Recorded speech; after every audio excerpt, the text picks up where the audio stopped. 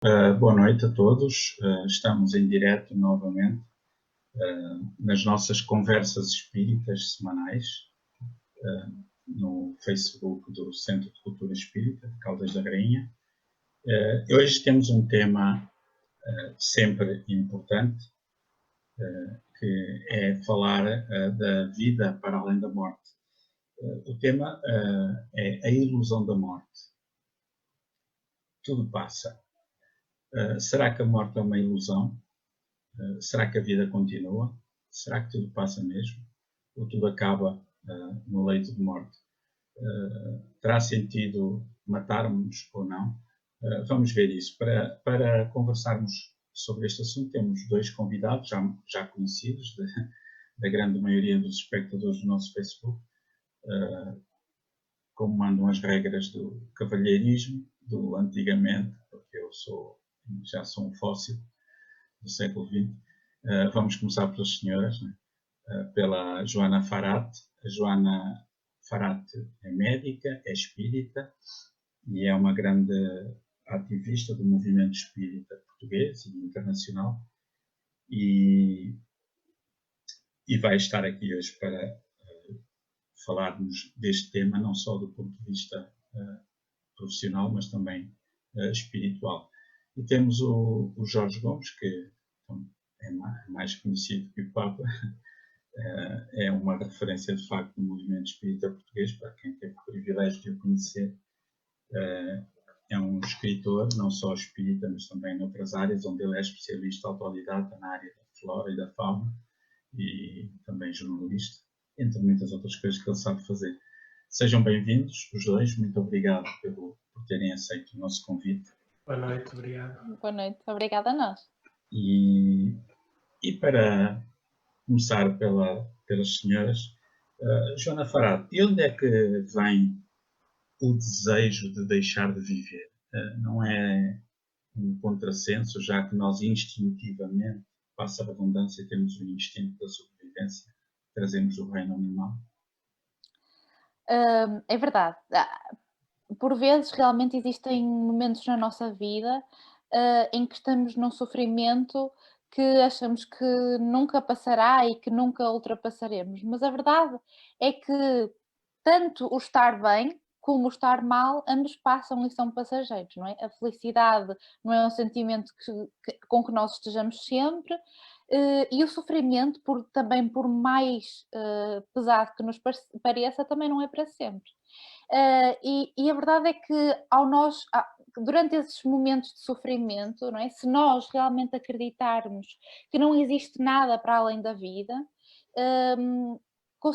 podemos de facto pensar que esse será a fuga mais fácil para o nosso sofrimento, mas sem dúvida que o Espiritismo nos traz a imortalidade da alma, e é aí então que percebemos que realmente não é a solução para o sofrimento, e veremos ao longo da nossa conversa que essa discussão abre alas, digamos assim, para uma visão bastante diferente do suicídio. De facto, esta primeira pergunta e primeira resposta deixa aqui pano para mangas e vamos tentar esmiuçar isto. Uma das coisas que nos faz pensar quando falamos na tentativa de nos matarmos, no suicídio, são aquilo que modernamente se chamam comportamentos autolesivos, que nem sempre redundam em suicídio com essa intenção, mas também podem redundar. E era uma coisa que eu gostava de perguntar ao Jorge. Jorge, esses comportamentos autolesivos, isso é uma criação do ser humano? Vem do reino animal, do reino vegetal? Faz parte das nossas idiosincrasias? Como é que isso funciona? Tu que percebes desse assunto? Dessas conexões da humanidade com os outros reinos? Não percebo tanto quanto costumam dizer. O campo da ignorância é muito grande no que me diz respeito. Não é a mesma coisa, mas existem alguns casos que são ilustrativos de coisas parecidas com os comportamentos autolesivos no ser humano. Um dos exemplos vem, por exemplo, no reino vegetal. Sabem, ali perto da Ria de Aveiro, há umas plantas, um pouco mais que um palmo de altura, às vezes podem ser mais altas também, que são plantas chamadas salicórnia, uma espécie de prados em terreno encharcado, e que vivem em água salgada, nos sapais, não é? Essas plantas vivem, dizem os especialistas, num meio de secura fisiológica. Ou seja, elas no habitat delas conseguem absorver água, mas essa água tem bastante sal, não é? Apesar de resistirem, elas vão chegar a uma altura em que vão ter que mandar excretar esse sal. Isso às vezes acumula-se nas folhas e quando se acumula com maior intensidade, elas chegam mesmo a deixar cair porções das suas folhas, não é? Parece um comportamento autolesivo, mas são estratégias que as espécies encontram na sua evolução para poderem adaptar-se diante dos meios difíceis em que vivem, não é? Se nós deixarmos as plantas e formos, por exemplo, para um inseto que às vezes vemos nos nossos jardins, o louva-a-Deus, é um dos exemplos de inseto que nas suas estratégias de sobrevivência, quando o macho tem a pulsão de acasalar com uma fêmea, eu não sei se eles sabem, devem saber porque eles vão com muito jeitinho, mas as fêmeas comem-nos literalmente enquanto eles fecundam os ovos delas. Parece um comportamento suicida, não é? Será daí que vem a má fama do sexo feminino?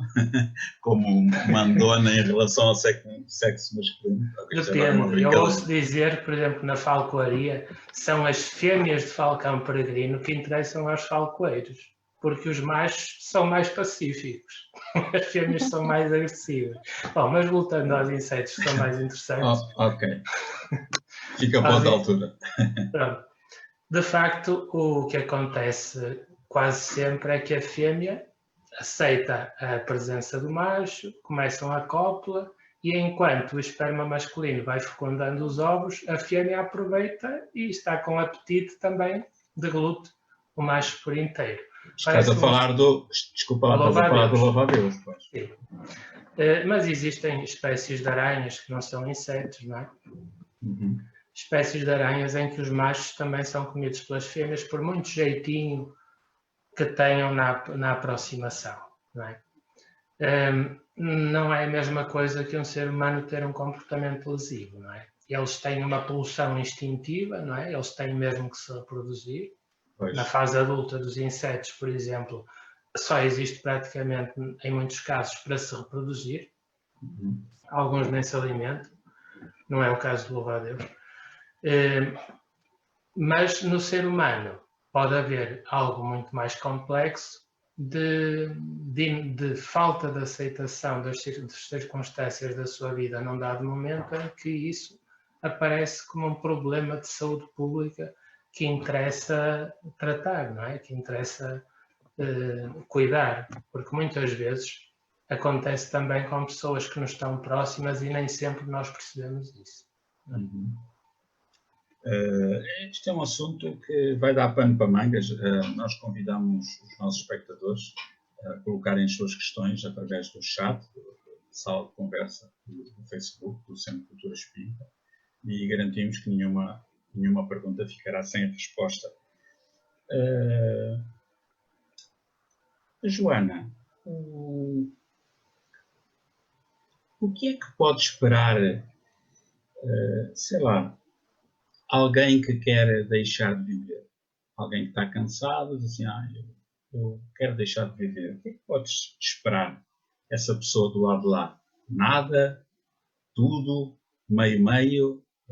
Na tua ótica de médica e de cidadã e de espírita, principalmente, estamos a falar no ponto de vista espírita, como é que avalias esta questão? Então, em primeiro lugar, alguém que realmente quer deixar de viver é porque, por causa daquele sofrimento que nós tínhamos vivido, ou mesmo, por exemplo, por falta de objetivo na vida, enfim, por muitos motivos. Mas a verdade é que tudo isso leva a pessoa a pensar cometer o suicídio porque pensa que realmente não existe nada para além da vida. E então é nesse sentido que normalmente as pessoas cometem esse ato, no fundo, porque não veem nada para além do ato, não é? Porque acreditam que, sem dúvida, o sofrimento acabará, porque veem isso como seres materiais, sem um fundo espiritual e que realmente permanecem após a morte física. Mas a verdade é que já muitos estudos o comprovam e temos também falado um bocadinho durante estas conversas, que realmente a imortalidade da alma após a morte é um conceito cada vez mais claro, não é? E mesmo no espiritismo é uma dos grandes pilares do espiritismo, e mesmo através da mediunidade são-nos trazidos factos que, sem dúvida, e relatos que, sem dúvida, nos comprovam que nós somos seres espirituais e que, quando passamos para o lado lá, apenas deixamos o corpo material aqui e continuamos a existir na nossa essência. Então, se nós realmente aqui estamos a passar por um momento bastante difícil, com bastante sofrimento, o que nós vamos encontrar do lado lá, se realmente cometermos o suicídio durante esse período, e como nós somos o que pensamos, não é? Vamos-nos também afinizar nesse sentido, com sofrimentos de tristeza, de sensação de dor física, sensação de dor psicológica, e vamos também passar por um período talvez um pouco difícil, porque lá está, o sofrimento não acaba sem dúvida com a morte. Mas a verdade é que, tal como nós tínhamos falado no início... Então, desculpa lá, então quer dizer que quem se mata continua com o mesmo sofrimento que tinha na Terra, que levou ao suicídio, ou pior? É porque, no fundo, percebe que realmente não foi, sem dúvida, o fim do seu sofrimento e que continua a ser quem ele é, com os mesmos pensamentos, com os mesmos sofrimentos, com as mesmas angústias. E a verdade é que, sem dúvida, se apercebe que realmente não foi a melhor solução. Essas são, desculpa interromper, esses relatos, mas isso é uma convicção vossa ou são relatos de pessoas que se suicidaram que dizem isso? Eu lembro-me, por exemplo, há um livro, dois pelo menos, do Jorge Gomes, que tem casos de espíritos que se comunicaram, né? Vozes do outro lado da vida, né? E o outro é números curiosos e fatos curiosos. Vocês baseiam-se em pesquisa ou é apenas espírito santo orelha, como se costuma dizer? Não, em primeiro lugar, existem muitos livros e muitos relatos que falam realmente isso, mesmo na codificação de Allan Kardec. E também, claro que existem muitos relatos, e nós vamos falar um bocadinho mais à frente, relacionando então estes relatos com a mediunidade e todos os factos que elas nos trazem.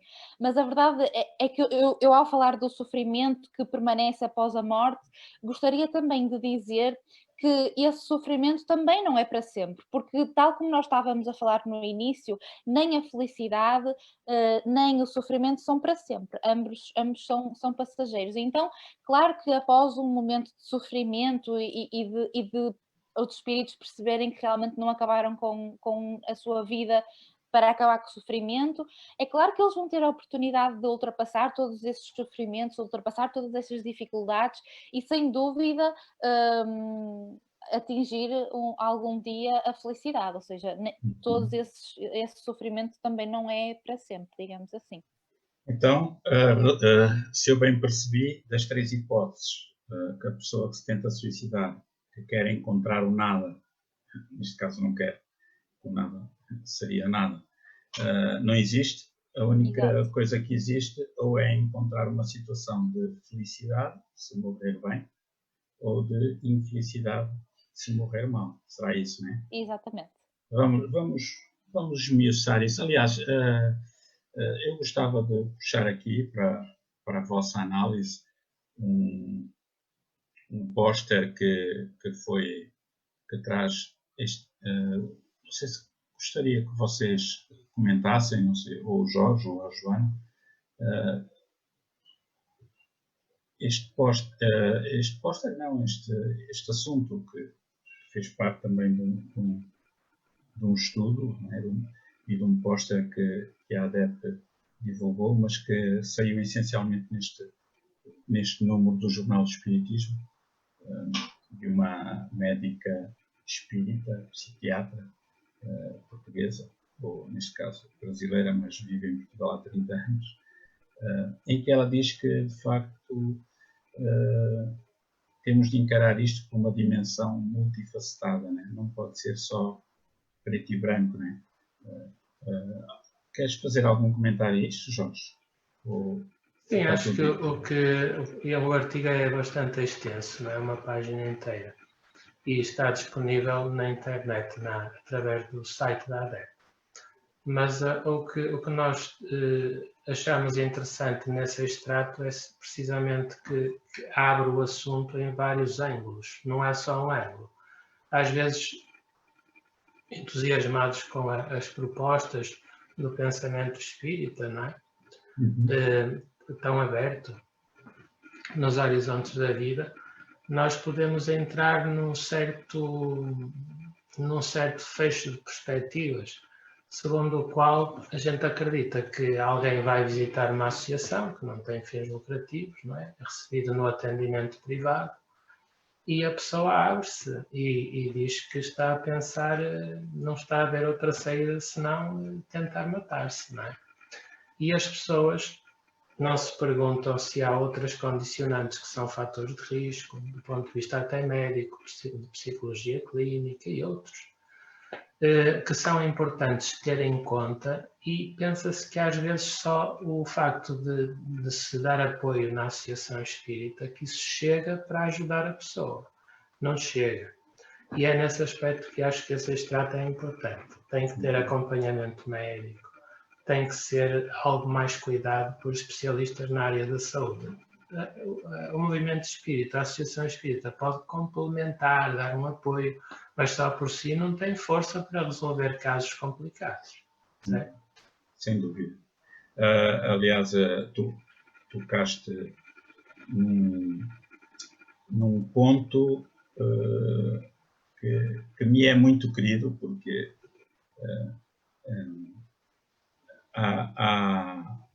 e que me preocupa bastante, porque muitos de nós espíritas pensamos que os remédios são só para os outros. E muitos de nós espíritas também temos depressão. Também tomamos antidepressivos, também tomamos um calmante de vez em quando, receitado, obviamente, pelo médico. Também tomamos medicamentos para a tensão alta, também tomamos insulina. Às vezes há certas franjas do movimento dos espíritas que acham que um espírita nunca pode tomar antidepressivos ou ansiolíticos ou coisas do género, porque só a água fluidificada, só o espiritismo já resolve tudo. Isto não é assim, pois não, Joana? Tu que és médica. Não, de todo. Já estou mais aliviado. Estou a ouvir uma opinião de uma médica e já estou mais aliviado. E isso dentro do movimento espírita às vezes é algo que me preocupa bastante, devo confessar. Cheira a fanatismo, não é? Isso, essa ideia de que realmente, até mesmo, como nós já falamos às vezes, dos antipsicóticos, dos antidepressivos, enfim, uma data de medicamentos que são prescritos por um médico que realmente analisa o caso e que acha que o doente precisa. E às vezes entra-se realmente em fanatismo, como dizem, que, enfim, não traz qualquer benefício. Já agora, já que estamos com a mão na massa, não era isto que eu queria fazer, peço desculpa. Já que estamos com a mão na massa, Joana, como é que nós podemos contextualizar, sem colocar esta questão do pós-vida, né? Como é que podemos abordar este assunto, tendo em conta os dados atuais, por exemplo, da Organização Mundial de Saúde? É isso. Então, segundo a Organização Mundial de Saúde, existem mais de 800 mil pessoas por ano que interrompem a sua vida, ou seja, é algo que realmente é bastante frequente e que é muito importante pensarmos sobre isto e sobre a melhor forma de prevenir. Falando ainda em alguns números, nós podemos pensar que realmente ocorre uma morte a cada 40 segundos e que cada caso tem um impacto sério em pelo menos a vida de 6 outras pessoas, quer seja de familiares ou de amigos próximos, não é? Sendo que está estimado que de 3 em 3 segundos uma pessoa então realmente acomete atentado contra a sua própria vida. Em Portugal, a taxa de mortalidade ronda mais ou menos os 10% na população em geral, sendo que em pessoas maiores de 70 anos sobe para 26%. Mas se nós analisarmos um pouco estes dados, percebemos que se a taxa de mortalidade é 26%, 10% na mortalidade na população em geral, percebemos que existem 90%, digamos assim, não é, de pessoas que tentaram cometer o suicídio e que não foi consumado, digamos assim, e também é interessante perceber todas as repercussões que este ato não consumado, digamos assim, tem na vida das pessoas e que vamos falar um bocadinho mais à frente. A verdade é que realmente existe o suicídio, que são aquelas pessoas que cometem um comportamento que resulta no desfecho fatal. Depois existe também o parasuicídio, que são pessoas que cometem atos contra si próprias, não propriamente com o objetivo de se matarem, mas sim de chamar a atenção e etc. Mas é muito difícil distinguir entre eles os dois.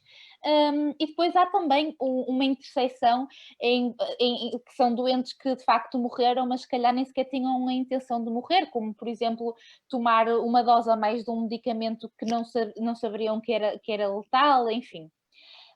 E se nós formos analisar, existem muitos fatores de risco, sem dúvida, para o suicídio. E vamos perceber algo de suma importância, que é que, sem dúvida, a maioria das pessoas que comete suicídio, mais ou menos 90%, tem uma perturbação mental no momento da morte.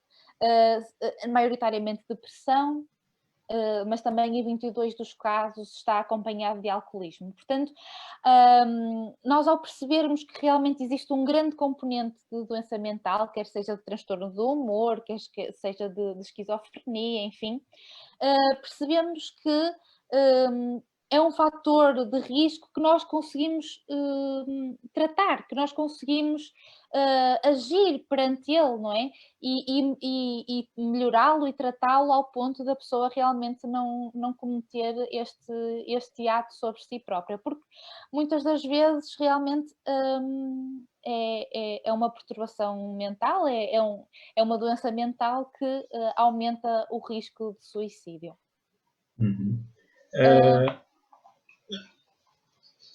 Eu gostava que, de facto, acho que este gráfico é muito interessante. Aliás, o público que nos está a ouvir pode acompanhar através do Auxílio, do Osíris e do Moisés, que estão a fazer um trabalho excelente no Facebook. E no apoio às questões do público, podem encontrar todos estes gráficos no site da Associação de Divulgadores Espíritas de Portugal, www.adep.pt, no ISU. E este gráfico por um lado, não é estranho, mas é um bocadinho perturbador, porque, de facto, aqui uma grande percentagem da depressão, se nós associarmos ao alcoolismo, está quase 60%, não é? E as interferências espirituais não entram aqui neste gráfico? É para mim a pergunta? Sim, já agora. Ou para os dois, não sei. Por acaso lembrei-me agora, não? Este é um gráfico retirado de fontes de investigação materialistas, certo? Ok. Não tem em conta a espiritualidade. A espiritualidade. Eu peço desculpa porque estava a confundir com aqueles pósteres que nós temos visto no site da ADEP e penso que estava a confundir com aqueles pósteres que têm sido feitos com base na pesquisa mediúnica. Vamos passar agora para uma outra situação e passar para o Jorge Gomes. Quando se fala de suicídio é um tema, já é um tema que me custa falar porque eu não me vejo preparado para isso, né? E como dizia o engenheiro Hernani Guimarães Andrade, um cientista brasileiro, ele dizia que as opiniões são como os narizes. Toda a gente tem um diferente e ninguém tem o direito de esmurrar o do outro. Mas, às vezes, falar daquilo que não se sabe é complicado. Né? Podemos estar a desajudar mais do que a ajudar. E relativamente ao suicídio, há muitos mitos. Né? Tu gostavas de abordar isso, Jorge? Falar de alguns? Sim, nós tomamos o apontamento de meia dúzia de mitos que as pessoas às vezes repetem, às vezes nós próprios, que são resultado de um estudo divulgado pela Direção-Geral de Saúde na internet, em que, por exemplo, coisas que se dizem que não são verdade, que se lê assim, textualmente. A pessoa que fala sobre o seu suicídio não fará mal a si própria, apenas quer chamar a atenção. Isto é falso, não é? O que se verifica nos estudos é que todas as ameaças devem ser encaradas com seriedade, porque muitos suicidas comunicam previamente a sua intenção. É bem diferente a realidade, não é? Outro mito que existe é que o suicídio é sempre impulsivo e acontece sem aviso. Também não é verdade. Apesar de muitas vezes parecer impulsivo, pode obedecer a um plano e ter sido comunicado anteriormente. Os indivíduos suicidas querem mesmo morrer ou estão decididos a matar-se, ouve-se dizer. Não é verdade também. A maioria das pessoas que se suicida conversa previamente com outras pessoas ou liga até para uma linha de emergência, o que revela a ambivalência subjacente ao ato de suicídio. Interessante. Outro mito, rapidamente, quando um indivíduo mostra sinais de melhoria ou sobrevive a uma tentativa, está fora de perigo. Falso.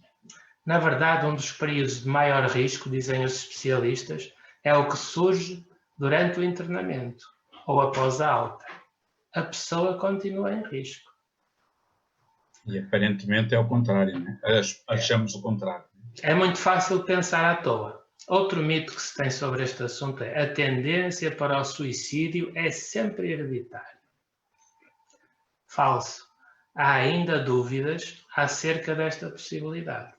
Contudo, uma história familiar de suicídio é um fator de risco importante, particularmente em famílias em que a depressão é comum.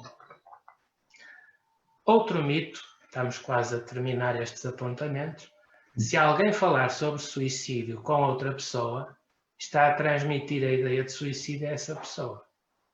Isso depende de como se fala. Neste ângulo não é verdade. Não se causa comportamento suicida por conversar com alguém sobre isso. Na realidade, reconhecer que o estado emocional do indivíduo é real e tentar normalizar a situação induzida pelo stress são componentes importantes para a redução da ideia suicida. É tal escuta fraterna, não é? E por fim, outro mito, após uma tentativa de suicídio, a pessoa nunca mais volta a tentar matar-se. É falso, também dizem os estudiosos. Uma pessoa que concretiza uma tentativa prévia apresenta um risco aumentado de suicídio. Já viram? Como isto não é bem como a gente julga, se ouvir aí o que se diz na rua. Isso faz-nos pensar que, de facto, temos de ter uma preparação muito grande para poder ser conselheiros de alguém num determinado assunto. Estudar muito bem o assunto, e para isso é que também existem linhas profissionais, né, de apoio à vida, linhas SOS Vida, SOS Suicídio, coisa do género, a própria linha 24 do Serviço Nacional de Saúde, e muitas outras, públicas ou privadas, com pessoas tecnicamente preparadas para isso. Não quer dizer que nós espíritas também não possamos dar uma ajuda. No entanto, é bom realçar que muitas vezes a pessoa que pede ajuda no centro espírita, como ao bocado referiu e muito bem, quer um, quer o outro, precisa essencialmente de ajuda médica, seja psiquiátrica ou psicológica ou de ambas, além do enquadramento espiritual. Joana, existem alguns sinais assim mais específicos de alarme que nós devamos estar atentos relativamente à hipótese de suicídio? Sim, existem sem dúvida alguns sinais de alarmes que realmente nos devem fazer estar alerta e tomar uma atitude. Existe um estudo que nos mostra que mais ou menos em cerca de 100 mil habitantes, 17 normalmente têm então o pensamento de se suicidarem. Desses 17, 5 estabelecem um plano, e desses 5, 3 têm uma tentativa, e um deles apenas vai ser atendido na urgência ou no hospital. Tudo isto para dizer que existem diferentes fases que nós, sem dúvida, devemos estar atentos, porque isto vai de encontro aos mitos que o Jorge estava a falar, porque a verdade é que a maior parte dos suicídios foram planeados, ou seja, não foi realmente assim algo intempestivo ou impulsivo, e normalmente é dado um aviso. E é precisamente a esses avisos que nós devemos estar bastante atentos. Porque normalmente os doentes têm pensamentos e mesmo verbalização sobre suicídio recorrentes, e que é sem dúvida um mito que sem dúvida que quem se quer suicidar não fala sobre isso. A maior parte dos doentes sim fala sobre isso antes de se suicidar. E depois é muito importante estar atento a pensamentos concretos, ou seja, todas aquelas pessoas que têm pensamentos concretos de como fariam, de como o executariam, estão sem dúvida em muito maior risco. Porque uma coisa é dizer assim, pronto, eu quero Da me boca para matar. fora, Exato. sim. Outra coisa é já ter planeado como é que eu faria, o que é que eu Exatamente. faria, enfim, torna sem dúvida o ato muito mais provável.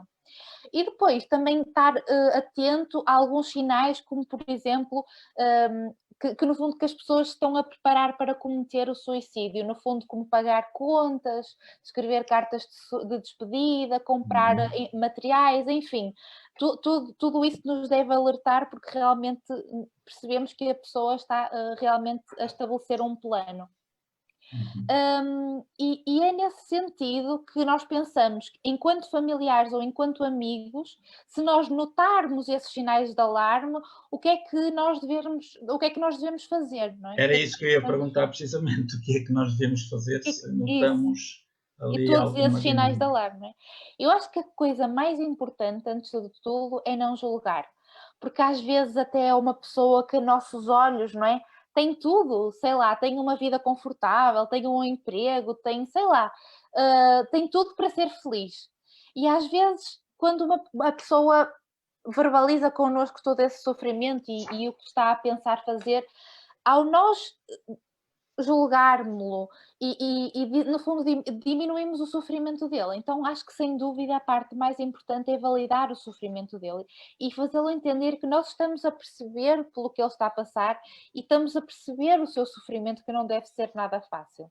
E depois, nestes casos, o mais urgente é sem dúvida procurar apoio médico, quer através do médico de família, que normalmente encaminha logo o doente para o serviço de urgência, quer através da linha de saúde 24, que também faz esse encaminhamento, ou mesmo indo diretamente ao serviço de urgência urgente, porque sem dúvida se os médicos que avaliarem a pessoa virem que tem sem dúvida risco de suicídio, vão conseguir interná-lo e tratá-lo da melhor forma.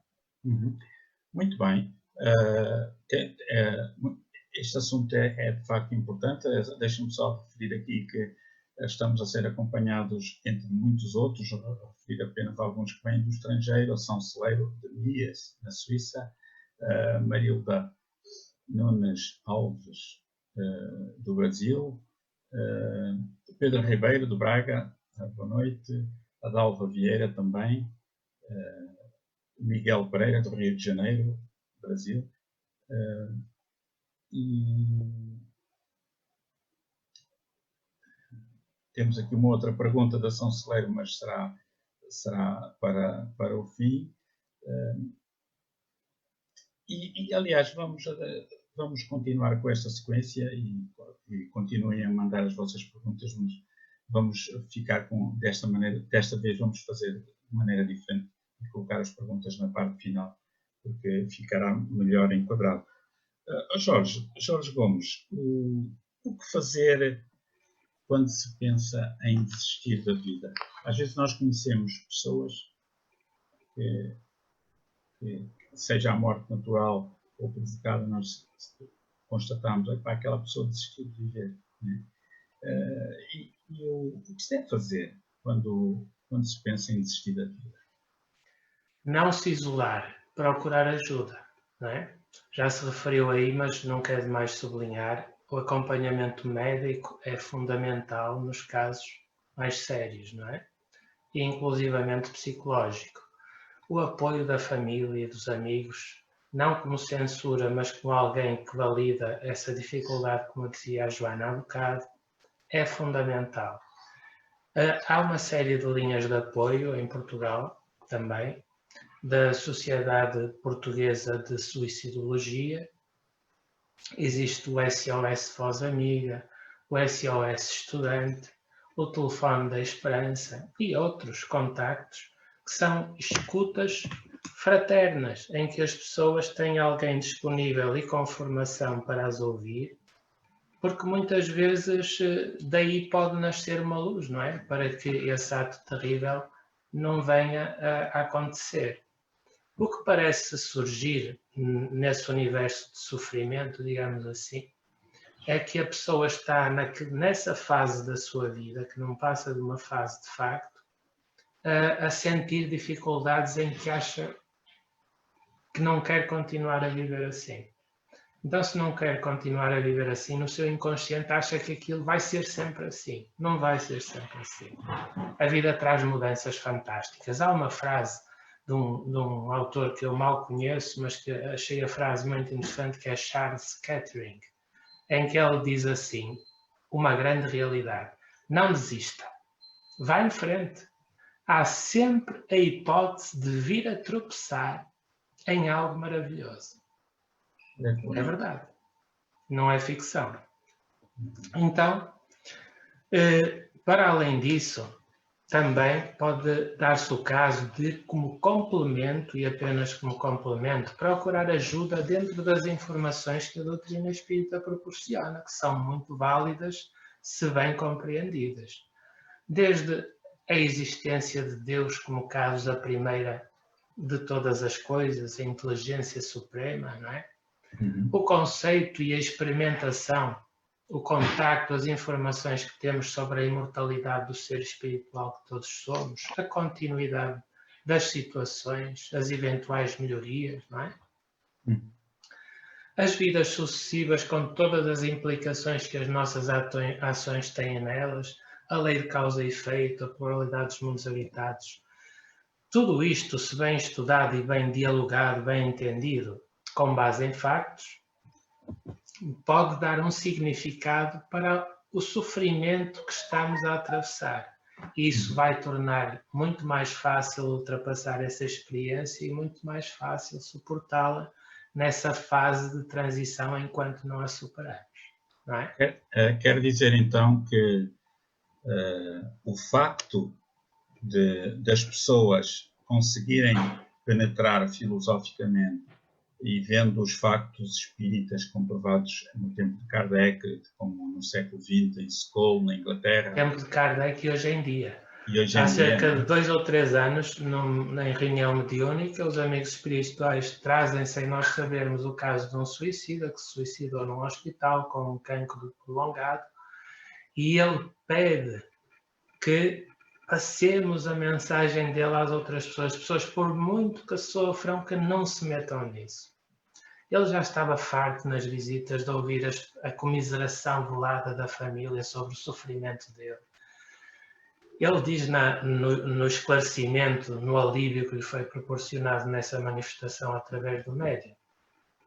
Ele refere, isso está publicado num livro até que é publicado pela Federação Espírita Portuguesa, em Lisboa, que é o livro Vozes do Outro Lado da Vida, Reuniões Mediúnicas de Esclarecimento, em que ele tem a transcrição integral desse diálogo. Portanto, ele diz que pouco faltaria para ele desencarnar sem ter que se matar, mas ele sufocou-se de alguma forma e ele diz que entra num turbilhão imediatamente de sofrimento, quer recuar, já não consegue, e fica nessa dificuldade durante anos, até que é trazido para poder absorver a ajuda que lhe quer ser prestada, não é?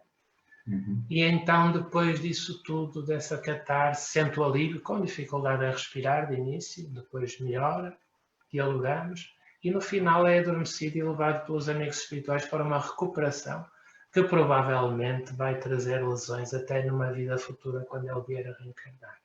Mas não vai ser para sempre, a gente recupera, mas é muito complicado. Não há necessidade, mais vale a gente resistir.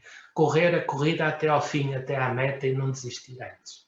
Traz muito mais compensações e é muito mais fácil, apesar de tudo. Eu estou a tentar pôr-me num lugar de alguém que não é espírita, que está com ideias de se suicidar e que encontra uma doutrina lógica, um pensamento lógico. O espiritismo não é mais uma seita, não é mais uma religião, é uma filosofia de vida, onde encontra lógica para o sofrimento, esclarecimento e consolo, né?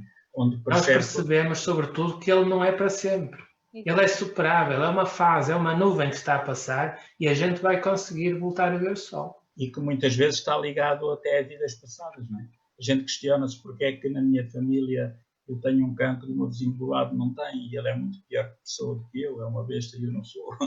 Nós achamos sempre que somos melhores que os outros, não é? E na unicidade das vidas isso faz de Deus um crápula, então dá-me sofrimento a mim e não dá ao outro, não é? Então, conhecendo a lógica da reencarnação, não só na filosofia, mas também baseada nos factos, vemos que afinal há uma lógica de amor, né? No entrelaçamento das vidas, né? E na própria vida atual também. E se me permites, no fundo nós percebemos que às vezes todos os nossos sofrimentos e todas as nossas dificuldades não são em vão, não é? Porque existe uma escala evolutiva e realmente às vezes as nossas dificuldades são para nós crescermos, aprendermos com elas e todo o sofrimento que nós passamos não é em vão. É muito mais difícil sofrer sem significado do que sofrer com significado. Então quer dizer que provavelmente eu numa vida anterior devo ter sido Miss Mundo e abusei da beleza e agora vim assim para aprender a valorizar essa beleza. Estou brincando com coisas sérias, mas falando a sério, né? Obviamente. Há aí uma coisa que eu gostava de referir, que vocês tocaram, que é muito importante dizer. É que a ideia do suicídio, se calhar, já passou pela cabeça de 99% das pessoas. Até de espíritas. Mas as pessoas têm vergonha de dizer isso. Têm vergonha de verbalizar. E aquilo que o Jorge há bocado referiu-se. Nós não temos de ter vergonha de estar doentes, não temos de ter vergonha de ter pensamentos que, até com os quais não concordamos. E o não se isolar, né? Jorge, acho que isto era importante, né? Imagina, por exemplo, tu que és espírita, depois para amanhã que te vem essa ideia à cabeça. Tu ficas muito perturbado. E pá, não vou dizer a ninguém, eu sou espírita, vem-me essa ideia à cabeça. Isto é uma boa ideia. Não, eu aqui há umas décadas, numa transição profissional, isso veio-me à cabeça. Estava num trabalho que era um autêntico inferno, tive durante meio ano, até que me despedi, porque não queria continuar a viver naquele stress, naquela aflição, e fui para muito melhor, foi uma altura excelente para fazer isso. Se eu não conhecesse a doutrina espírita bem, e se eu não respeitasse a minha família, eu teria pensado nisso. Mas primeiro há a questão da família. A gente não pode desistir e deitar as toalhas ao chão, não é? Claro. E depois há os factos com que nós lidamos. Não é só no tempo de Kardec, são leis da natureza, são assim desde sempre, não é de agora. Não é? E a gente verifica isso experimentalmente. Cada vez há mais provas da imortalidade da alma. Portanto, a gente tem que ter a ideia da resiliência. A gente resiste. Pode andar de gatas, pode estar todo partido, mas a gente resiste. Somos milhões de anos de evolução. Somos herdeiros de milhões de anos de evolução. E não aguentamos com isto. A gente tem que aguentar e ultrapassar e normalizar. Conheces alguém que tenha resistido a essa tentativa ou tendência? A vontade de se destruir? Conheço na imprensa. Havia uma atriz daquela primeira vaga de telenovelas que vinham do Brasil, não é? Para aí há 30, 40 anos, já nem sei, 20, 30, 40, não sei. Já nem sabia o nome dela, lembro-me de a ver atuar na televisão, não é? Mas seria Kátia Kiss, o nome artístico dela. Penso que os da nossa idade se lembrarão, a Joana se calhar não se lembra desta atriz, mas a gente lembra-se. E ela, numa entrevista na televisão no Brasil, disse que certa vez, há muitos anos, precisei de ajuda especial. Estava a pensar suicidar-se. Tinha vontade de desaparecer. Chamei o Centro de Valorização da Vida, ligou para lá, não é, por telefone, estou viva e integrada. O Centro de Valorização da Vida é uma das instituições que tem a tal escuta fraterna no Brasil e que já salvou a vida a muita gente, não é? Continua a salvar milhares e milhares de vidas, né? Onde um dos grandes apoiantes desse CVV é o jornalista e grande comunicador André Trigueiro, né? Que é uma figura de vulto no Brasil em vários campos, não só nessa área, mas também no campo da biodiversidade e da defesa do ambiente e também no campo espírita. Muito bem.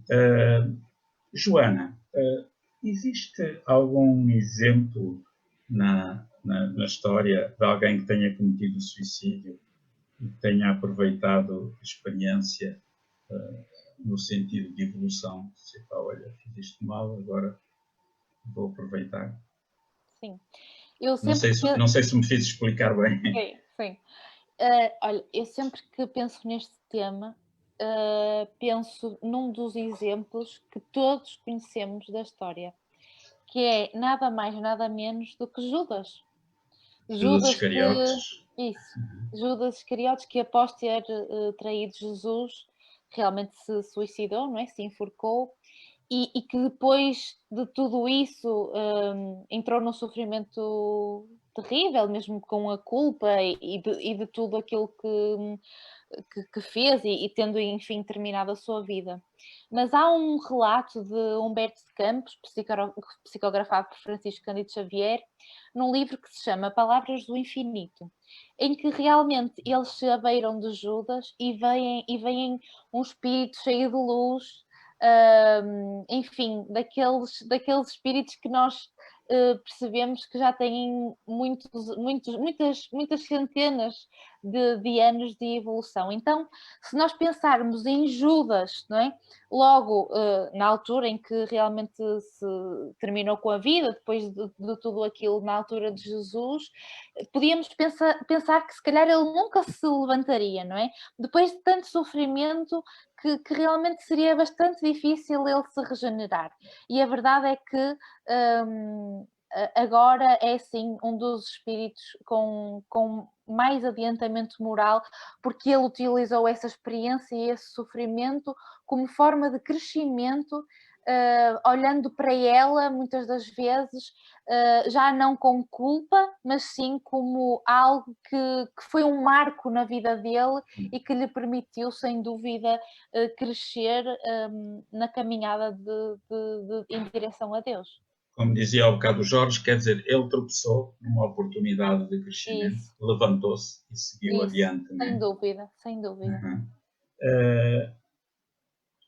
Já agora outra questão. Ao bocado ficámos com a ideia que a Joana frequentou uma reunião mediúnica onde se falam com pessoas já falecidas, corpo falecido, portanto, os chamados desencarnados, pessoas que estão vivas quanto nós, mas fora do corpo de carne. Tem atendido muitos casos de suicidas nessa reunião mediúnica, onde as pessoas se comunicam através dos médiuns? Nós realmente é um trabalho que gostamos de fazer e que achamos importante, tudo orientado pelo nosso Jorge, que sem dúvida é anotar esses dados que emergem numa reunião mediúnica e analisar os números. E a verdade é que em 128 casos que nós...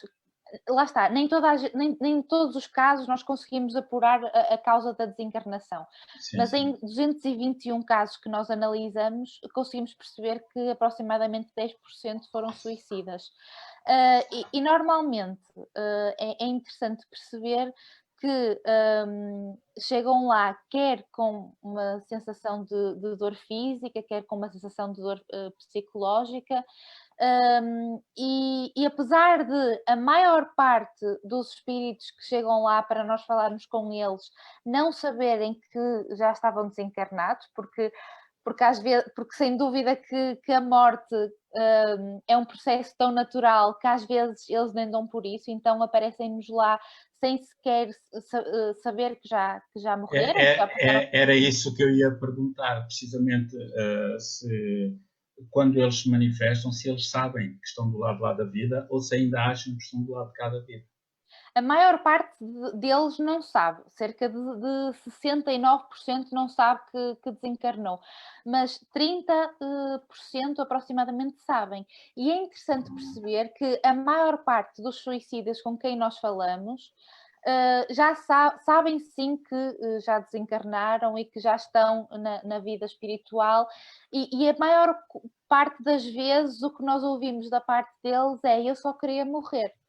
Mas apercebem-se ao chegar ao lado lá que sem dúvida não foi a decisão correta, porque continuam a existir, continuam a viver, continuam a ser eles mesmos com os mesmos pensamentos, com a mesma forma de estar, com a mesma forma de sentir, e por isso é que estes 70% não se apercebem de que realmente já morreram, porque eles, no fundo, continuam a ser quem eles são, apenas sem um corpo físico. Mas, sem dúvida que, da nossa experiência, os suicidas são, sem dúvida, um grupo que já percebe e que normalmente chegam lá sabendo e lamentando profundamente terem cometido... Deixa-me só fazer agora uma pergunta ao Jorge, que eu sei que ele tem experiência nessa área de atendimento a sofredores. Os suicidas, portanto, os desencarnados, aqueles que consumaram o suicídio, né? Eles têm mesmo dor física, dor psicológica, ambas. Como é que é isso? Dor física não podem ter porque o corpo físico já não existe. Já morreu, não é? Podem ter uma dificuldade de desprendimento do corpo espiritual do seu corpo físico, mediante esse ato, mais lenta, e enquanto houver ligações do corpo espiritual ao corpo físico, há ecos de sensibilidade e aí pode existir, mas com o tempo tendem a afrouxar com os anos, não é? De mesmo que já esteja feito o desligamento do corpo espiritual do corpo físico, às vezes ficam com uma espécie de auto-hipnose com aquela sensação de dor física e de perturbação psicológica, não é? E é nesse estado que se revelam em grande dificuldade para absorver a ajuda que os amigos espirituais lhes querem proporcionar. E um dos processos de os ajudar é eles trazerem-nos a envolver o médium. Sentem aí um choque anímico positivo, construtivo, não é? terapêutico mesmo, e depois a conversa fraterna que reposiciona a mente deles, a prece que cria canais de absorção dessas bênçãos que os amigos espirituais lhes proporcionam, o alívio da sensação de dor, não é? Mas não resolve o problema a 100%. Às vezes nós não referimos isso. E foca-se muito a questão do sofrimento, da alta sensação de dor física que os suicidas apresentam. Isto é universal aqui ou na China, não é? Em qualquer lado. É um padrão, é um fenómeno perfeitamente identificado. Contudo, existem outro tipo de desencarnações em que ou seja, acidentes de viação, estou-me a lembrar concretamente, estou-me a lembrar de um caso de um parto que correu mal, em que a entidade espiritual já não estará ligada ao corpo físico, já aconteceu há anos, e é trazida pelos amigos espirituais para se comunicar pelo médium, e a gente interage e facilita com o diálogo a absorção desses recursos que eles nos prestam, recursos terapêuticos. Mas a sensação de dor ali também é muito evidente na fase inicial da manifestação mediúnica, não é? A diferença, se nós quiséssemos fazer um gráfico com uma estimativa, não é? Em que relacionássemos a assimilação terapêutica no transe mediúnico por parte do espírito comunicante e com a duração ao longo do esclarecimento, nós íamos ver uma curvinha que é mais ou menos idêntica no início do diálogo, mas que depois leva rumos diferentes. Enquanto a curva da desencarnação com sensação de dor física tende a melhorar sucessivamente na absorção dos recursos terapêuticos, e em muitos casos nem precisam de adormecimento no final do diálogo para recuperação e seguem já lúcidos com os amigos espirituais, mobilidade de braços, etc., conseguem esse tipo de coisas. No caso dos suicidas, eles conseguem o alívio, mas depois a assimilação dos recursos terapêuticos não é tão conseguida como nos outros casos, porque a consciência, na profundidade do nosso psiquismo, interpreta as leis da natureza de forma muito definida, não é? E será isso que explica essa dificuldade. Então, isto é uma curiosidade interessante que nos ajuda a perceber que é diferente, não é? É diferente ter uma desencarnação por morte violenta de infligirmos esse dano a nós próprios, não é? São coisas que não têm um seguimento idêntico. Sem dúvida nenhuma. E tem lógica, porque a responsabilidade também será diferente, não é? Diferente, não é? Uma coisa que já está-lhe foi, como é que é possível a maior parte dos espíritos que vocês atenderam não saberem que já tinham morrido? São muitos mesmo. É mais de metade em todas as amostras que considerarmos ao longo dos anos. Neste universo que os amigos espirituais nos trazem, é só o universo dos que desencarnam e se dão mal. Porque há muita gente que desencarna e dá-se bem. É resultado da sua vida mental, do que fazem, do que fizeram da sua vida, não é? Mas a nós interessa-nos é ajudar e não saber propriamente os que estão bem não precisam, não é? E então, eles próprios, às vezes, acham que nós estamos a tentar enganá-los ou que estamos loucos, não é? Quando lhes dizemos, muito com subtileza, com muita calma, para não chocar, que se calhar já estão na vida espiritual, no início do diálogo, não é? Quando nos apercebemos que eles ainda julgam que estão na vida material. E isso acontece de uma forma que é, em termos operacionais, muito simples. É como nos acontece todos os dias a nós, quando vamos dormir. Quando nós adormecemos, eu nunca consigo perceber, e já tenho mais de 50 anos, nunca consigo perceber qual é o momento em que o sono me toma. Só quando acordo é que dou conta que estava a dormir. Então, quando nós temos um AVC fulminante, ou temos alguma coisa assim que eu não sei definir, não é? Não sou médico, mas há alturas em que nós perdemos a consciência e desencarnamos, entramos num processo que não é rápido, desencarnar muitas vezes, pode demorar anos. Quando despertamos, passado esse tempo, temos um corpo espiritual que nos parece tão denso e igual ao nosso corpo físico, não é? E andamos num mundo que às vezes estranhamos, outras vezes estranhamos que vamos a casa e não nos põem o prato na mesa, não falam para nós, estão zangados connosco, o que é que eu terei feito?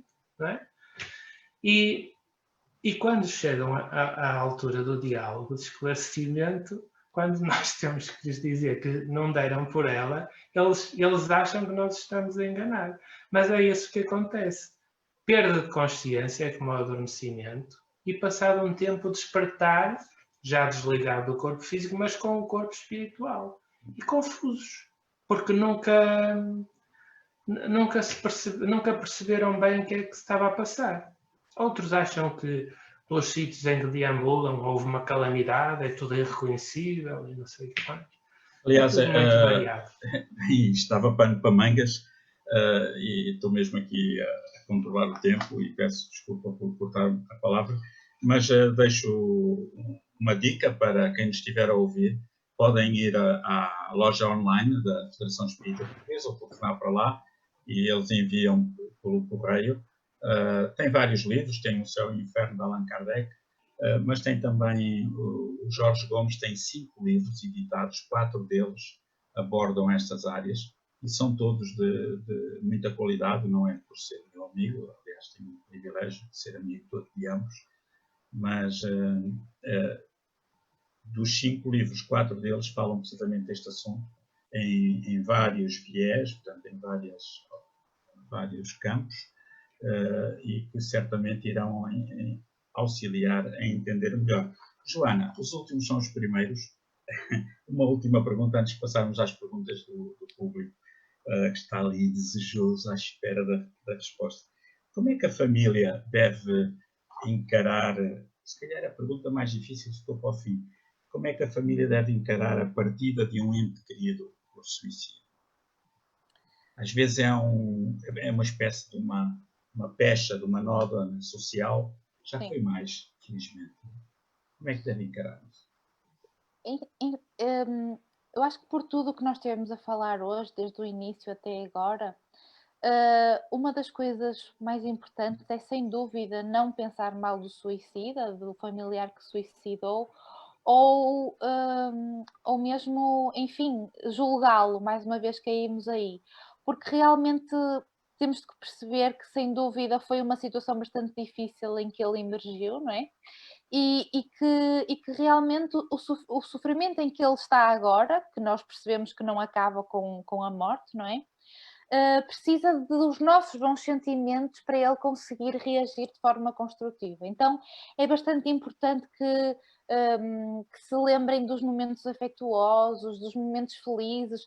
Pode não ser logo após o desencarne, que enfim, passa aquele período mais de choque e mais, enfim, de questionamento, mas a verdade é que realmente esses momentos afetuosos e esse sentimento que chega até eles, não é?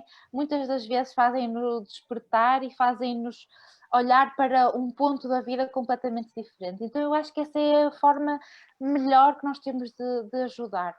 Sem dúvida, pensamentos bons, pensamentos felizes, orar com boas vibrações, que sem dúvida chegam até eles e que sem dúvida serão um bálsamo que cai sobre eles. E depois, sem dúvida que isso no fundo é a atitude que devemos ter perante eles, não é? Para os ajudar perante eles, mas mesmo em relação aos entes queridos que realmente perdem não é perder, mas que realmente encaram a partida de um ente querido por suicídio, resta-lhes também perceber tudo aquilo que nós falamos há pouco, não é? Que realmente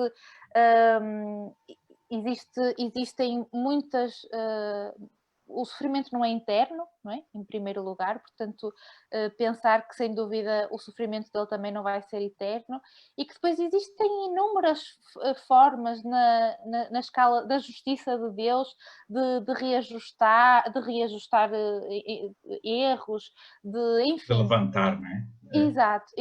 Eu costumo, desculpa lá, mas a minha costela portuguesa gastronómica, todos nós portugueses e não só, os brasileiros também gostamos muito de comer bem e de beber de vez em quando também um copinho. Eu costumo dizer, lembrem-se dos familiares, seja por suicídio ou não, ou tipo de morte, lembrem-se deles nos bons momentos, no momento do churrasco, né? Quando estávamos ali, numa brincadeira, né? Porque geralmente nós temos aquela tendência de nos lembrarmos só no momento de sofrimento, né? Isso não ajuda para nós. E lá está, acho que nos suicidas isso torna-se ainda mais importante, porque eles realmente estão sedentos dos nossos sentimentos e como nós sabemos, os nossos pensamentos são ondas eletromagnéticas que se propagam e que sem dúvida chegarão até eles e os ajudarão. Vamos agora entrar nos próximos 10 minutos, e peço desculpa por demorar um bocadinho. Temos aqui algumas questões que seriam importantes. Jorge, eu pedi-te um comentário. Temos aqui uma pessoa que se identifica, que eu irei dizer que será MM, e que diz que há 8 dias tentou suicidar-se com a ingestão de comprimidos, já teve estas ideias, por muito tempo desapareceram. Infelizmente não sei o que vou fazer, peço-vos ajuda. Tentei o suicídio, mas não me consigo arrepender. Jorge, o que é que dirias a esta senhora MM que nos deixou aqui o seu testemunho em primeira mão, muito recente? Eu recomendava que procurasse ajuda médica. Não há vergonha nenhuma nisso. Nós temos momentos em que podemos estar doentes e temos que entender que as doenças não são só de tessitura biológica do corpo material, não é? Também psicologicamente podemos ter uma série de problemas. Podemos não enfrentar as coisas ou achar que não conseguimos enfrentar a vida com a força que gostávamos de ter, não é? Existem uma série de fatores de risco, pode estar envolvida por alguns deles e deve de facto procurar ajuda médica para isso, não é? A vida, por muito escura que nos pareça em determinado momento difícil, na verdade pode ser bem mais luminosa nesse mesmo momento do que depois de tentarmos um ato fatídico.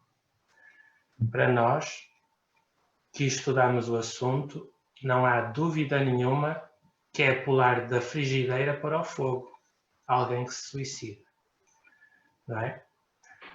Se os problemas são assim tão pesados, respire fundo, procure ajuda médica.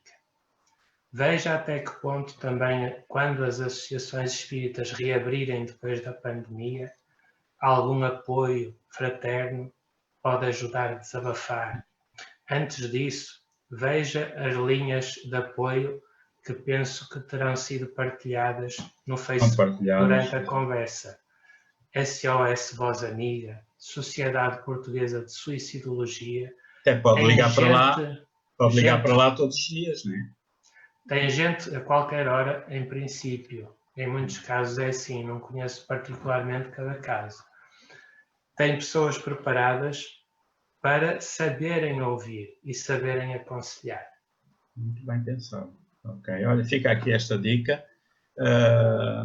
Joana, tu que és médica, há aqui uma senhora que nos pergunta: as pessoas que maltratam o seu corpo por vaidade, superstição, beleza, etc., com piercings, tatuagens, esclarificações, não sei o que é isto, numa vida futura terão marcas relacionadas com esses procedimentos de vidas passadas? Assim, eu acho que foge um bocadinho do tema. Acho que em nada... Não tem nada a ver com este tema. É uma pergunta do público. Exato, não tem a ver com o suicídio.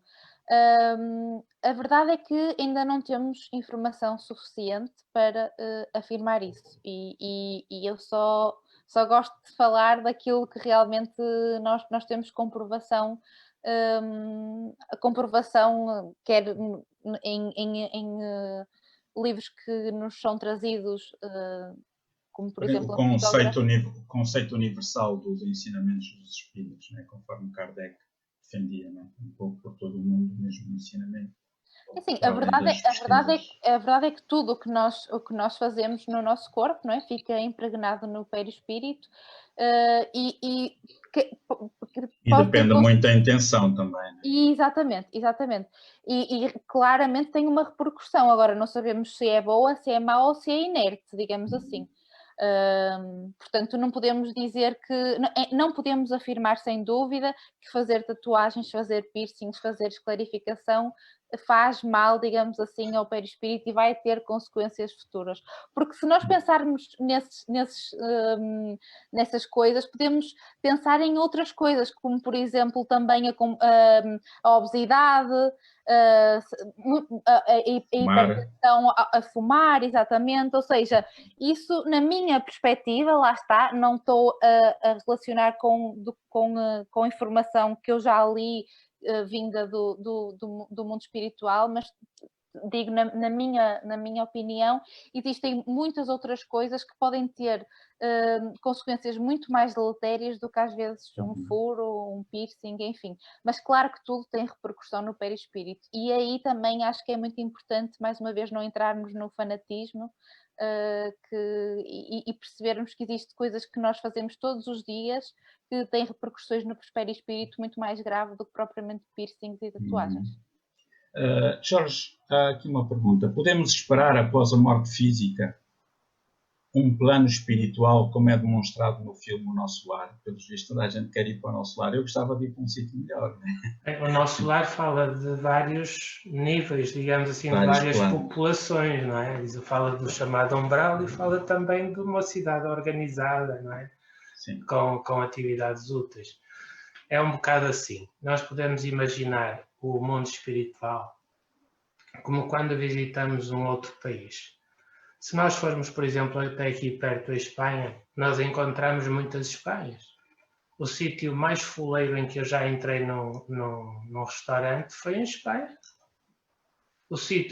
Por outro lado, também há restaurantes em Espanha que são excelentes noutras cidades. Depende dos sítios que estamos a falar, não é? O mundo espiritual é igual. Segundo aquilo que nós fazemos e pensamos no dia a dia, criamos afinidades vibratórias e, quando chegar à altura da nossa ferramenta corporal terminar o seu prazo de validade, isso vai acontecer naturalmente e a gente vai remetido por atração, digamos assim, vibratória para aquilo que nos é habitual. É uma continuidade, não é? Então, nós podemos esperar aquilo para que trabalharmos, não é? Se a gente procurar estudar assuntos sérios, se procurar boas leituras, se procurar ser útil ao seu semelhante além do seu próprio dever, não é? Por aí fora, dentro das nossas limitações, não é? Se nós dissermos mais ao nosso semelhante palavras simpáticas do que antipáticas, por aí fora, aquilo que a gente aprende no Evangelho, não é?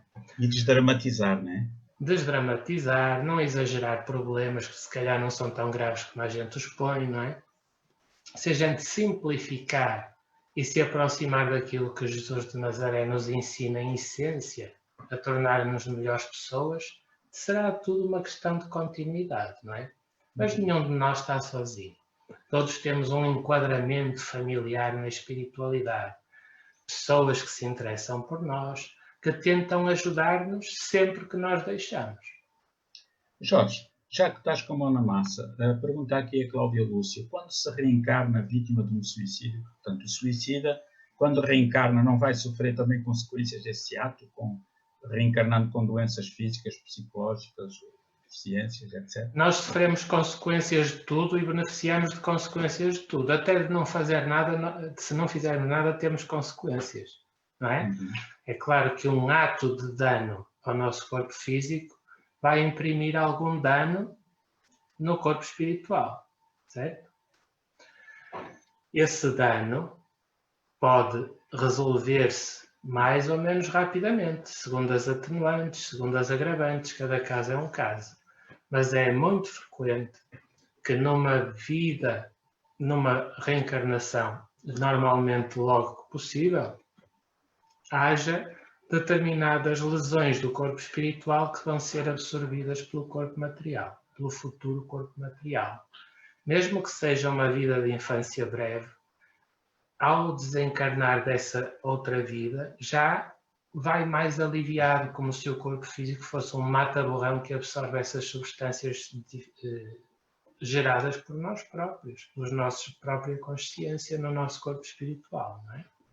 Portanto, as consequências devem existir sempre, mas quaisquer que sejam, a perspectiva é a médio prazo de um horizonte que pode ser construído por todos nós, independentemente das nossas dificuldades, com as cores da sabedoria e daquele amor que Jesus nos ensinou. A Natasha Condado também pergunta aqui se no último momento os suicidas se arrependem. Se é verdade, claro, pelo conhecimento que temos das manifestações no mundo, através dos médios, todos eles se arrependeram, sem dúvida nenhuma. A Maria Luísa fala aqui na... Lucas, posso só dizer uma coisa relativamente a essa pergunta? Sim, sim. Que é engraçado que mesmo quando os suicidas desencarnam há realmente esse arrependimento, mas mesmo quando os doentes sobrevivem realmente a uma tentativa de suicídio, muitas das vezes, ainda em vida, não é? Nós temos essa experiência que muitos deles se arrependem. Logo a seguir, às vezes existem doentes que se tentam suicidar com ingestão de cáusticos, de ácidos, e às vezes até ficam com impossibilidade de comer e de deglutir, porque fica tudo apertado, o esófago, e aí eles realmente arrependem-se e olham para a vida numa ótica diferente, e apesar de passarem por todo aquele sofrimento, de não conseguirem comer, e enfim, estão profundamente arrependidos do ato que cometeram. Olha, isto não foi combinado, mas apareceu agora aqui um testemunho, uma senhora chamada Anabela, não sei quem é, que diz assim: tentei por 2 vezes o suicídio e só me arrependi quando comecei a ler sobre o espiritismo. Olha que interessante. Interessante mesmo. Anabela S. Não vou identificar, ou por questões éticas. Né? Eu, ao bocado, quando o Jorge estava a falar nisso, além daquela MM que diz que não estava arrependida de ter tentado, em que devemos pedir ajuda, sem dúvida nenhuma. Eu penso que a primeira coisa é sairmos de nós próprios, telefonar a alguém que nos possa ajudar. Seja um amigo, um confidente, seja um amigo no centro espírita, seja um técnico, linha SOS 24 ou linha de Serviço Nacional de Saúde 24, outra linha qualquer. Isso é, de facto, fundamental. Mas acho que há outra coisa, Jorge, é que o candidato a suicida só consegue superar se não for orgulhoso. Né? Se tiver a humildade de ouvir o outro, porque às vezes as pessoas estão ali 1 hora, 2 horas a falar com elas e as pessoas não ouvem. Né? Não poderá haver também aí uma interação do mundo espiritual, ou será apenas o preponderante, o próprio orgulho da pessoa? Pode haver atuação de espíritos ignorantes e cruéis que, de alguma forma, tentam induzir pessoas a esse tipo de comportamentos tão lesivos, não é, para si próprios. Sim, sim. Mas a verdade é que eles sugerem e nós aceitamos ou não, não é? O livre-arbítrio é nosso. E eu acho que, sem dúvida, se não retiverem mais nada da nossa conversa, acho que uma das coisas mais importantes a reter, que eu penso muitas das vezes quando estou até nas urgências, é que a maior prevenção do suicídio é, sem dúvida, a imortalidade da alma. E quando nós, do espírito, enfim, quando nós quisermos ajudar alguém ou demovê-lo desse pensamento, é só explicar-lhe que realmente nada acaba com a morte e que a morte é apenas uma ilusão, que é, sem dúvida, o nosso tema. Acho que a imortalidade do espírito resolve todas as nossas questões. Uma última pergunta para terminarmos, e pedimos desculpa aos nossos espectadores. A Libânia pergunta o que é que significa às vezes as pessoas verem bolas de luz. Conheço pessoas que têm essas visualizações, e se os nossos familiares desencarnados podem por vezes estar junto de nós. Jorge, queres responder rapidamente? Pois, isso pode ser alucinação, pode ser idioplastia, pode ser muita coisa, não é? Que é isso, O importante... ideoplastia? Troca lá isso por miúdos. A ideoplastia normalmente é uma palavra que se aplica quando os amigos espirituais projetam na nossa mente, digamos assim, determinadas imagens simbólicas, não é? Ou fenómenos luminosos, não é? Sim.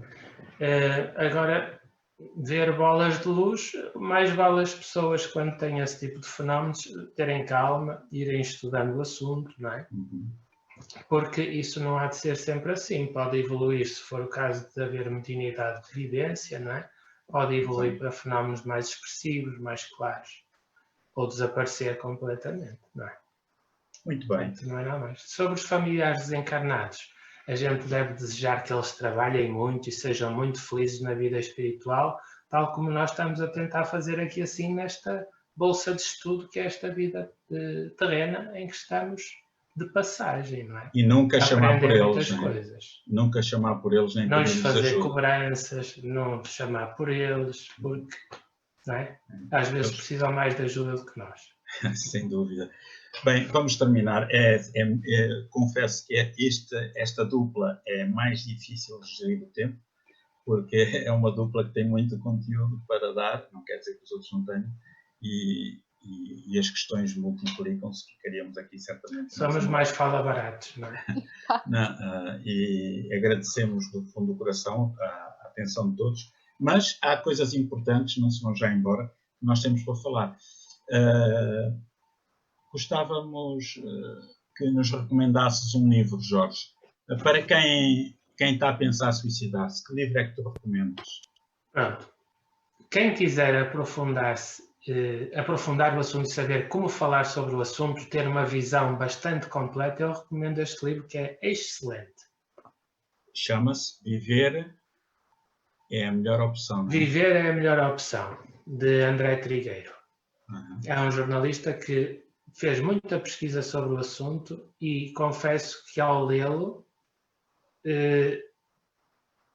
consegui entender com muito maior clareza a forma útil de se falar de um assunto tão delicado. E ele está à venda? A Federação Espírita Portuguesa tem-no à venda no site também. Exatamente. Podem telefonar ou então comprar online na Federação Espírita Portuguesa por um preço simbólico, são sempre preços quadrados de divulgação. Viver é a melhor opção. É sempre a melhor opção. E quem diz isso é, de facto, um dos maiores especialistas nesta área do Brasil, o muito conceituado jornalista André Trigueiro. Joana Farad, como médica, como espírita, o que é que aconselharias às pessoas que estão a pensar em tirar a vida? Então, eu não poderia deixar de aconselhar o Evangelho segundo o Espiritismo, porque, sem dúvida, o amor cobre a multidão de pecados. E que acho que o maior exemplo que nós temos é o exemplo de Jesus, e no Evangelho segundo o Espiritismo as palavras de Jesus são analisadas e são aprofundadas e estudadas, e conseguimos perceber tanta coisa através delas, mesmo relativamente à causa das aflições, que nos faz, sem dúvida, entender muito o porquê do sofrimento e faz-nos perceber que, independentemente de tudo, somos sempre amados e nunca estamos sozinhos. Quer dizer que esse livro, assim, às vezes dizes umas coisas muito bonitas. Esse livro devia estar na mesinha de cabeceira e ser consumido como se fosse um calmante, não é? Antes de dormir.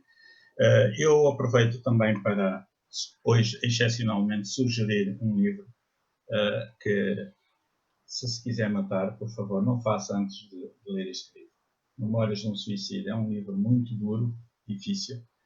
Foi ditado pelo espírito Camilo Castelo Branco, o nosso escritor que se suicidou, e que ditou através de uma médium, Ivone Amaral Pereira. E tenho a certeza que quem tiver a pensar, se ler isto, ao chegar a meio vai desistir, porque de facto os espíritos dizem que não há palavras na Terra para descrever o sofrimento que eles passam no mundo espiritual. Uma última palavra para os nossos ouvintes. Joana. Joana Parante. Uma despedida, um último pensamento, alguma coisa queiras realçar como despedida? Bem, eu gostava de agradecer por mais uma vez terem estado connosco, que esta nossa conversa possa servir para realmente, se alguma vez pensou ou está a pensar em cometer o suicídio, que nós lhes consigamos fazer perceber que realmente não é essa a solução, e que possam, sem dúvida, encontrar no Evangelho um bálsamo para todos os sofrimentos. E qualquer coisa também estaremos disponíveis para ser úteis o mais que conseguirmos nesse sentido. Jorge Gomes, gostarias de deixar uma última palavra? Sim, eu gostava de lembrar só que no Livro dos Espíritos de Allan Kardec há uma pergunta mais ou menos assim, no capítulo dos guias e protetores espirituais, em que Allan Kardec pergunta aos amigos espirituais assim: os nossos protetores e guias espirituais preocupam-se com os males que nos acontecem na vida? E eles respondem mais ou menos assim: nós não nos preocupamos com os males que vos acontecem. Nós preocupamos-nos com a forma como vós reagis a esses males. De facto, uma boa parcela da percepção que nós temos da realidade que nos envolve é criada por nós próprios. Nós é que interpretamos aquilo que nos acontece. Esta passagem terrena funciona como uma bolsa de estudo que alguém ganha vindo de país de outro continente para cá.